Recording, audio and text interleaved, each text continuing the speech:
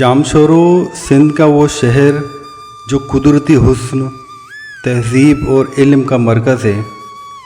यहाँ से जो मंज़र दरियाए सिंध का दिखाई देता है वो दिल को छू जाने वाला है। सूरज की रोशनी जब पानी पे पड़ती है तो दरिया चमकता हुआ एक चांदी की लकीर सा नज़र आता है। एक ऐसा कुदरती मनासिर जो रूह को सुकून देता है। दरियाए सिंध पाकिस्तान का सबसे बड़ा दरिया है। सदियों से सिंध की ज़मीन को सैराब करता आ रहा है। ये सिर्फ़ पानी का बहाव नहीं बल्कि तहज़ीब, तारीख़ और ज़िंदगी का तसलसल है। जामशोरो के किनारे खड़े होकर जब आप इस दरिया को देखते हैं तो ऐसा महसूस होता है जैसे वक्त थम सा गया हो। ये मनाजिर न सिर्फ़ खूबसूरती का नमूना है बल्कि हमें कुदरत की नेमतों का एहसास भी दिलाते हैं।